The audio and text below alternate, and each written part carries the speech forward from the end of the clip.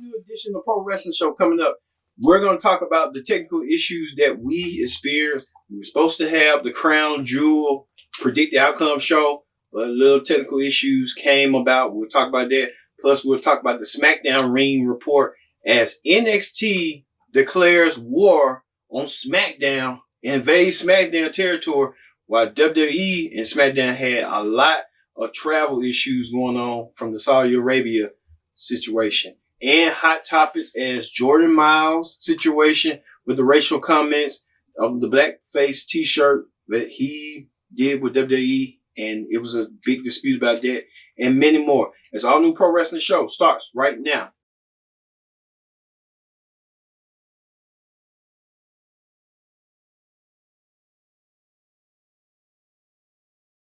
Hello everyone, welcome to the Pro Wrestling Show. I'm your host as always, Kendrick Dix here. Glad you can join us here on the Pro Wrestling Show. Use the hashtag Pro Wrestling Show here on Connect. Thank you all for watching. Don't forget to subscribe. Tell a friend, call a friend, subscribe. We love it here when you subscribe here on the Pro Wrestling Show, the most viewed show on Connect TV. We thank you. We appreciate you, and we continue your service. Thank you all. All right. Now let's get to the elephant in the room. As this past week, we were supposed to have the Pro Wrestling Show predict the Crown Jewel event. You may have saw the raw footage. We were supposed to get out the finished product, but time constraints happen and system maintenance due to everything going. Hopefully, we will gonna fix those problems and we're gonna get them to you in a serious manner. All right. Thank you all for watching the raw footage if you could. But thank you. All right, let's get to the SmackDown Ring Report. On the SmackDown Ring Report this week, NXT did a hostile takeover on Friday Night SmackDown. Now, many of you are aware that SmackDown superstars were supposed to have these matches. Roman Reigns was scheduled to meet King Corbin, but due to scheduling conflicts over there when the WWE presented Crown Jewel, the event went great, but it was a delayed flight for much of the superstars. But the only superstar that appeared on Crown Jewel and came right back was the WWE champion Brock Lesnar. Brock Lesnar appeared on SmackDown starting off the show. Lesnar, along with his advocate Paul Heyman, kicked off and said that they defeated Cain Velasquez. So Brock Lesnar had that 9-year itch that he wanted to get rid of, and he did with Cain Velasquez, and he did so. He defeated Cain Velasquez via submission. Now Brock turns his attention to Rey Mysterio when Mysterio had chair-shotted him back and forth. So now Brock Lesnar turns his attention to Rey Mysterio. Brock Lesnar made another shocking announcement that Brock Lesnar said that he is quitting SmackDown. Yes, that's right. Brock Lesnar appearing on SmackDown, winning just like a month ago. Brock Lesnar was winning the WWE Championship from Kofi Kingston. Now he's quitting SmackDown and looking for Rey Mysterio, as Paul Heyman had told. So now Heyman and Lesnar now want to get their revenge. They're going to look for Rey this Monday on Raw. And now the WWE Championship is now property of Monday Night Raw with Brock Lesnar re-signing with Raw. And you have to wonder, was this a waste of time for that draft? If they was going to do that to Brock, would they bring, because Fox people wanted Brock or Ronda. Will Ronda Rousey now be a member of SmackDown coming up? You have to wonder on that. We'll see on that down the road. Also, there was a women's championship match. It was supposed to be a 6-woman tag team match where Bayley and Fire Desire took on Nikki Cross, Carmella, and Dana Brooke. That got scratched because of the tribal issues. Well, it was a women's championship match to kick off the first match of the night where Bayley took on no one contender Nikki Cross, where Bayley was with Sasha Banks. Throughout the match, Bayley and Nikki Cross getting the bell out of each other. Even Nikki Cross, hitting some strikes at Sasha Banks too. But at the end, Bayley, with the assist of Sasha Banks, retained her SmackDown Women's Championship. And Bayley was, celebrating until all of a sudden, the NXT Women's Champion, Shayna Baszler, came out of nowhere, attacked Sasha Banks, ran through the steel post, went after Women's Champion Bayley, and pushed off Nikki Cross. So Shayna Baszler looking to make a statement. Now you have to wonder too what this is going to mean for Raw, for Becky Lynch, the Raw Women's Champion. That's going to be an intriguing encounter between Becky Lynch and Shayna Baszler. Bayley into it too, but Becky Lynch, Shayna Baszler has her eyes set on Becky Lynch. Once Becky Lynch returns, that's going to be something that's going to be clashing at Survivor Series. And I don't know how this Survivor Series is going to work. How it's going to be triple threat matches throughout the night with Raw, one member of Raw, one member of SmackDown, one member of NXT. And then you got the wonder too with NXT, they're focused amongst each other, but at Survivor Series they're gonna have to team together. It's sort of like a really confusing, conflicting thing because the NXT women announced that they're gonna be in War Games for the first time for the Women's Evolution, but now they're attacking the SmackDown women. It's just kind of chaotic, but we'll see how it go. Process going on. Also, Sami Zayn was doing the interview after he was trying to get confronted by Keith Lee and the bro god Matt Riddle. Well, Riddle and Keith Lee kept stalking Sami Zayn. Sami Zayn tried to run, but to no avail. Sami Zayn received a devastating kick by Matt Riddle and the Bo Derek, and Matt Riddle called it. It was, Bo Derek, she's an actress. I don't know, how they go. And Keith Lee went up top to the rope and delivered a moonsault. He gives my cousins, who's Keith Lee's size and mass, new hope that if you got athleticism, if you want to build yourself and build yourself wisely, you can do so. So ain't no pussyfooting around that you can't exercise. If you see Keith Lee at your size and at your height, you can do it. Just ain't no quitting about that. All right. From there, Miz was supposed to have the new Universal Champion Bray Wyatt. So now the Universal Championship is on SmackDown. So they're going to have to make a new design for the Universal Championship. They're going to turn the belt blue. That's what it looks likely is going to be. That the belt is going to be blue. Or Bray had a different design. As you see right here, Bray has a different design. I think that's the design. It's a Halloween theme type belt now. But down the road, I think what they're going to do is they're going to have the Fiend be unstoppable defeat.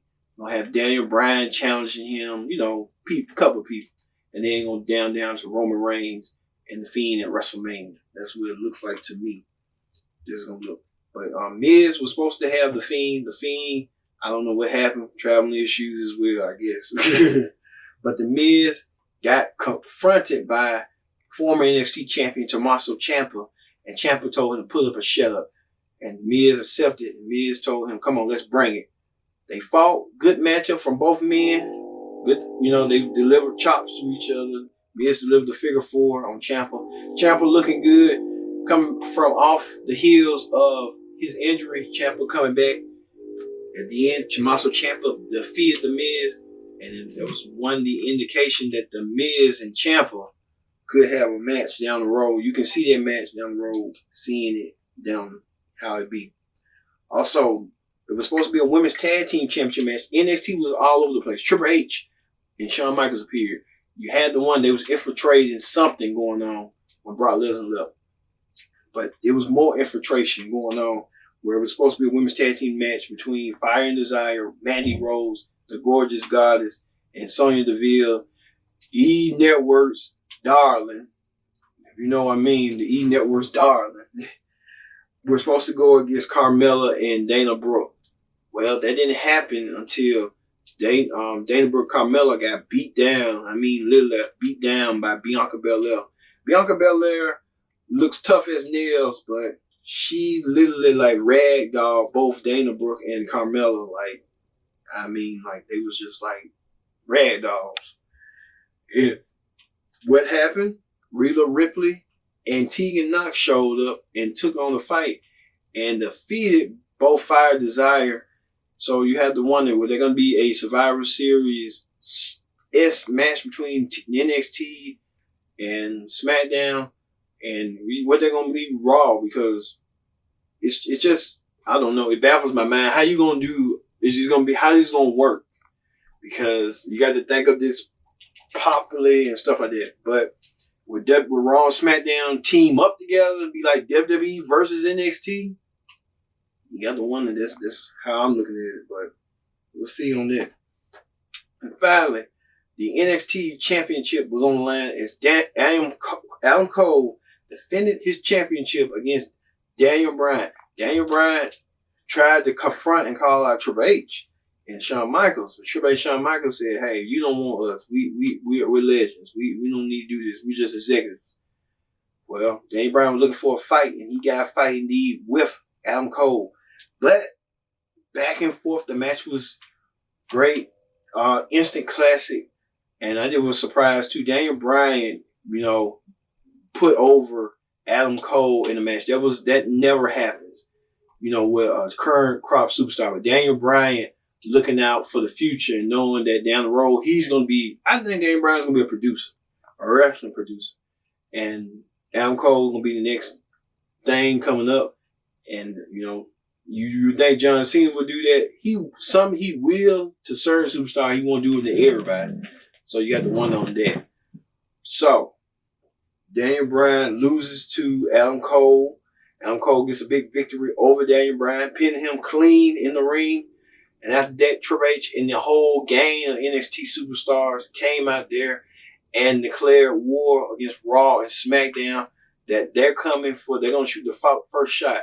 Now, first things first on Triple H, you can say you threw the first shot, but beware that when things happen, it's just like this. If you're going to do something like that, have your representatives. Like, you got Triple H as the head of NXT.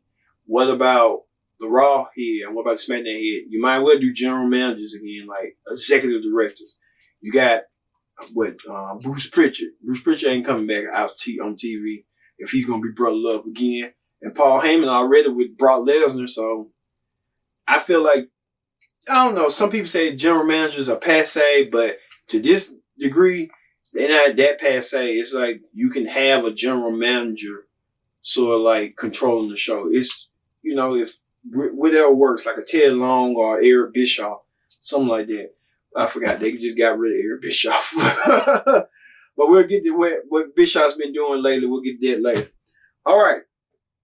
As we saw there, Triple H declaring war, and he means it. We'll see. Waits on Monday on next week's Pro Wrestling Show what's going on. So that ends the Pro Wrestling Show, the SmackDown report for the Pro Wrestling Show. When we return, we'll talk the NXT ring report and MLW having their first card, Superfight. We'll get to that. Stay tuned.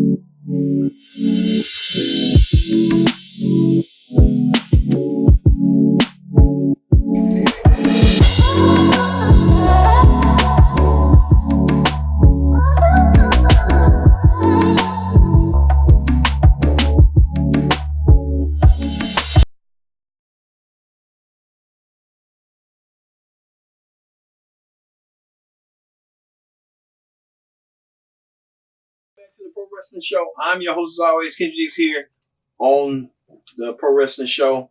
Join in the conversation using the hashtag Pro Wrestling Show here on Connect. Thank you all for watching. Tell a friend, call a friend, subscribe. So don't forget to subscribe. We're the Pro Wrestling Show, and we enjoy your company. We thank you all once again for watching, and don't forget to subscribe. All right, let's get to the hot topics, the wrestling hot topics. All right, on wrestling hot topics this week, man, oh man. Controversy comes up, and it's Jordan Miles. Many of you may know Jordan Miles as ACH from Ring of Honor, Impact. He had a little stint in Impact a little bit, but he's been known in Ring of Honor Indies. Well, Jordan Miles has been a standout for quite some time, a little bit. But recently, Jordan Miles took issue with WWE with the blackface t-shirt that had his name on it, and he had his name on it, and it had said his name in bold, but it looked at Tiffy. What Triple H, he claimed Triple H and the representative was doing, but Miles took issue with that. Well, let's hear from Booker T what Booker T had to say about this whole ordeal. Watch this. Twitter, there's a question that's been coming up a lot. I've seen so far from this tweet, so let's go ahead and ask it. At Nate Laws 2 wants to know, how do you feel, Booker, about the Jordan Miles situation? Jordan Miles situation, formerly known as ACH, right? Yeah. Mm-hmm. And for those of you who don't know, there was a post that he put out about a T-shirt that he found to be racially inappropriate in some ways, and he's voiced his opinion about it. And there's been a lot of people. It's been all over social media pretty much for wrestling. I mean, Sports Illustrated, everybody's been talking about it, and I've seen your name get thrown out there a lot about what is Booker T. My name been thrown out a whole lot. Yeah. First and foremost, I must say this first before we even move any further. As far as I've been in WWE for, been a part of the company since 2002. 2001. Well, 2001. Officially, I got kicked off in 2002. And I've had several T-shirts, and every time I've had a T-shirt, all the way up until the Hall of Fame, which was the last one they made, I think, they came to me and they had given me several different designs as far as, how do I like this one? How do I like this one? How do I like this one? Even going back to WCW, every time I've had a T-shirt, I was part of the process. Every time I knew exactly what it was going to look like. So therefore, I don't know how this T-shirt got out without him actually knowing about it first and foremost. That being said, my name has been thrown out there as far as where is Booker T? And even Mark Henry, people have been saying, where is Mark Henry? Yeah. But first and foremost, it's not our job to step up and defend Jordan Miles over his T-shirt. Okay. Now, one thing I can say about T-shirts, the T-shirt it's not a good looking T-shirt. All right. It's an ugly shirt. All right. I can't say that. Right. The T-shirt has a black background to it. Now, 90% of the T-shirts that are made got a black background to it. Okay. What did it look like? Blackface? Maybe some people on social media said that. It's a lot of negative people on social media that's looking for anything that they could possibly find to make racial. Okay. First and foremost, it happens all the time. So therefore, is it a racially driven concept of a T-shirt? Me personally, in 2019, I cannot think that the guys actually went into it thinking, let's make a racial shirt about Jordan Miles. Me personally, a lot of people may think that, but I just don't think the firestorm is not worth going through this. It's just not. So therefore, is it something that should have been discussed? Is it something that should have been talked about? Yes. But this going to social media crap is the worst thing I've ever seen in my life. That's you could be working at Jack in the Box, and if something happened, you want to go to social media and talk about it. Your business at your job is your business, all right, with that company. It's not for the world to come in. I don't know when the last time somebody on social media signed my check. Okay. All right. So, and okay. Now you say, okay, oh, just because people on social media don't sign your check, they should know what you're doing. You damn right. That's why. They have no reason to be in my life from a business aspect. Okay. And I'm venting a little bit right now because I'm a little hot about it, because my name has been thrown in it first and foremost. Something like this, if it does come up, it should be handled, and it should be handled behind closed doors. Now, I say that because I've had many of racial issues that I have dealt with in this business, and not one of them have ever been on social media. I've never complained to social media about any racial situation that I've been in. And I'm gonna tell you right now, if anybody knows me, anybody in this wrestling business, knows Booker T. They know exactly what I've gone through and how I've handled every situation that have never been a racial issue that have gone over my head or that I've swept under the rug. Every single time someone has said anything racial around me, I've handled it. And to hear this Uncle Tom crap, calling, I heard, Jay Lethal's name. I know Jay Lethal. Jay Lethal has put in almost 20 years in this business. He's no Uncle Tom. I've heard people call me an Uncle Tom. And if they do it, I wish they would do it to my face. Don't do it behind those characters. Don't do it behind social media. Don't do it behind a cloak of anonymity. Do it in my face, okay? Because I'll show you what an Uncle Tom really looks like, okay?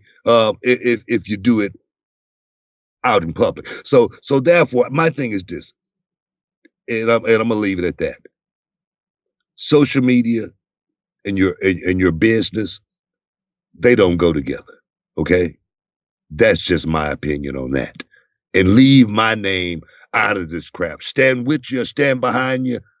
I'm standing way back on this one. All right, because I tell you, this could have been handled a whole lot differently than it's being. This is not a Colin Kaepernick moment. Okay, let's just get that straight. First and foremost. And if anybody got something to say, I'm a very easy man to find. I'm at the Intercontinental Hotel in Los Angeles, California, kicking back.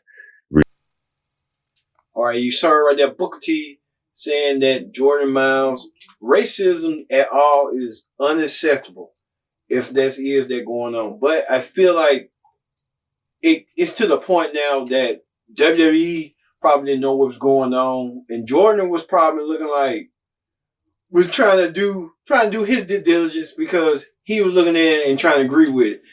Like I said, racism is unacceptable. Regardless of what Booker T says or not. We at a pro wrestling show, we don't tolerate it. If you said it, you said it. But at the same time, you have to be accountable for your actions and stuff. So I feel like with Jordan Miles, he has his right. And if WWE was being racist, they need to, apologize and stuff. But at the same token, too, people have to communicate better and figure out what's right and what's wrong and feel each other's feelings and stuff. So I feel like it's a work in progress with WWE. But if that Tiffy thing, that just don't flow with it because of the happening back in the day with blacks had to endure and stuff like that. So let's hope WWE gets getting together with that. Speaking of somebody who had a problem with racism down the road and came back, Hulk Hogan had confronted a fan at Tampa Airport before Crown Jewel, and let's see this confrontation. Watch this.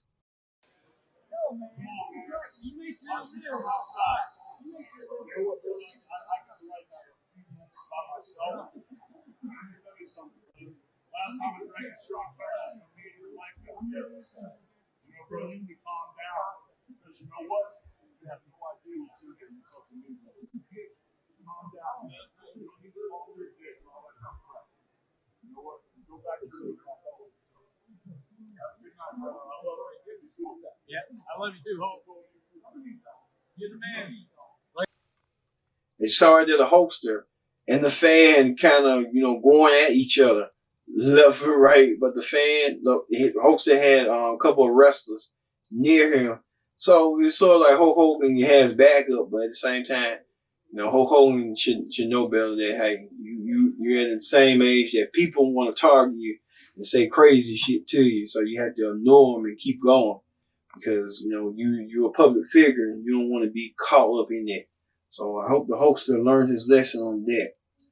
Also, Joey Mercury has been gone from Ring of Honor for this past week. But Joey Mercury releasing a whole new can of worms after Joey Mercury saying that Ring of Honor is just trying to hold certain superstars back. Well, you might have a point. He's released these messages that he sent. Joey Mercury wants to embarrass Ring of Honor. So we'll see what they're going to entail. He even called out the GM. Ring on GM and told him about himself, which that was like real crazy and stuff like that.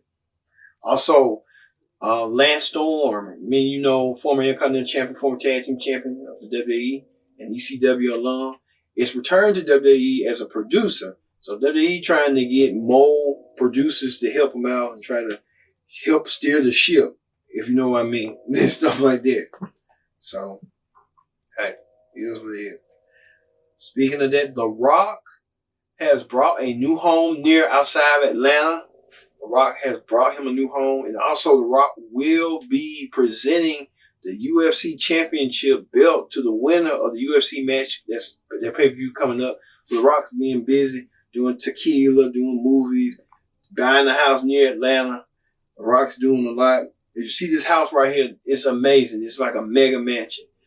And The Rock's even doing better than a lot of folks that I know in Atlanta.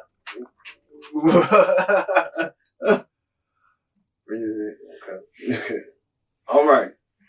And Ken Shamrock, supposed to Impact star Ken Shamrock, saying that it don't matter now what you work at. A lot of people are online saying a lot about the pro wrestling and stuff like that. So, in that nature, it is. But, people, there's a lot of work going on. So, hey, work is work.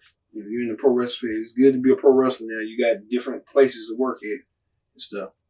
Also, Impact Wrestling helping ODB out, trying to help her with her food truck.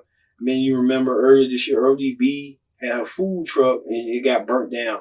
Now Impact Wrestling stepping in to help ODB get her a food truck that she wants to start cooking again and start giving back and stuff like that. So good for that. Also, I think that's it. And then the WWE travel issues. You may be aware that WWE went to Saudi Arabia for Crown Jewel, had the first ever women's match between Natalya and Lacey Evans. Now, they said it was an issue with the Saudi government because the Saudi government had a disagreement with WWE over the women's match. So the women's match wasn't supposed to take place, but WWE wanted it to take place because Stephanie McMahon kept fighting for it, kept advocating for it, and it happened, and it was good for the women and stuff to see that. But some of the Saudi government felt like, that shouldn't happen. But the Saudi government wanted to show WWE, so they saying that the Saudi government had something to do with WWE having a delayed flight, and also with the mechanical issues and stuff like that. There was a separate incident, but the Saudi government wanted to delay WWE stars from getting back home. And you see right there, like Alberto Carrillo, Buddy Murphy, Rusev made clear that they're not going to come back to Saudi because of this lateness and stuff like that. So that's what they've been saying on the Twix and Ticks.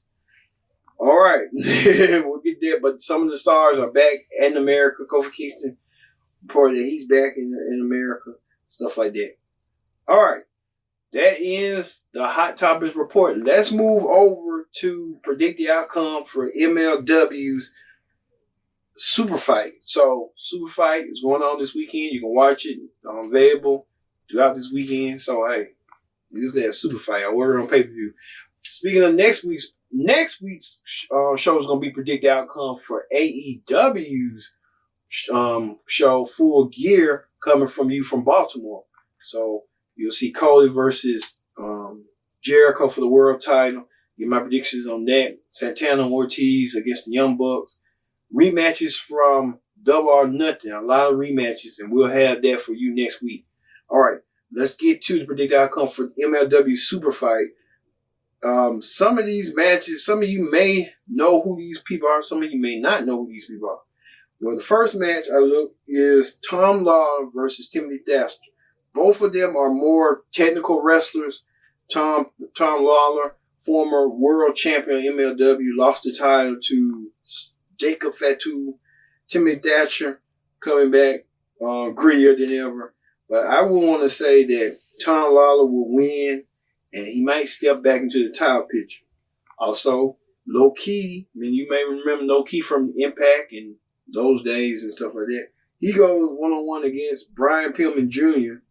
So, like I said, Brian Pillman Jr. needs this one, but Low Key's going to win it, and he's going to pull off the miracle. But Low Key's going to battle and dominate most of the match. So, I think I'm gonna say low key. Also, Injustice versus Greco Loco. Up on drafting Puma King. Injustice, if many of you might know who Injustice is, some young black boys that want to get themselves up and they feel like they're being discriminated against. So look for Justice to win and keep the momentum going. Also, the Stairway to Hell match between Jimmy Havoc, Mass Warner, and Bestie 66. I would say Jimmy Havoc. He's wicked and crazy. Telling you now. Also, another match, Teddy Hart versus Austin Aries for the middleweight championship. It's equivalent to the cruiserweight championship. And I want to say Teddy Hart will win this match. So Austin Aries, he's always been he's a cruiserweight. They always want to be a heavyweight. Stuff like that. But yeah, what it is. And speaking of that, my match tonight is going to be the Texas Tornado match where the Von Erich wrestles the Dynasty for the World Tag Team titles. The Dynasty, Richard Holiday and MJF. They are great heels like rich, cocky, arrogant, young kids against the Von Erich boys, Ross and Marshall, that continue on that legacy and stuff. So I would expect the Dynasty to contain their championships and continue their shenanigans, and the Von Erichs will continue trying to find some way or somehow to win the World Tag Team titles from them. Also, Alexander Hammerstone versus Davey Boy Smith. Hammerstone reminds you of Triple H when Triple H was young. Davey Boy Smith reminds you of his father. So I won't like to give that edge to Hammerstone in that match, but Davey Boy Smith will, go on from there. And finally, the MLW World Heavyweight Championship match between Jacob Fatu and L.A. Park. Then you may know La Park from WCW. He gets a World Championship match. How can you deny Jacob Fatu and look for Fatu to win for his family? If many of you may remember, Jacob Fatu's cousin is Roman Reigns. So the Dynasty continues on outside WWE as well. So Jacob Fatu will win. All right. That ends the MLW Superfight card. That was a short Superfight card. I guess I watch MLW. They're not like WWE. They're not, but we try to give them like equal time and stuff like that. All right. Coming next week, we'll have the predicted outcome for AEW's Full Gear pay-per-view. It's going to be a classic. Also, Raw Report, SmackDown Report, and plus we're going to have a bunch of hot topics. We always do. All right, that ends the Pro Wrestling Show. I've been your host, Kendrick Dick, saying so long, and we'll see you next time here on the Pro Wrestling Show. See you later.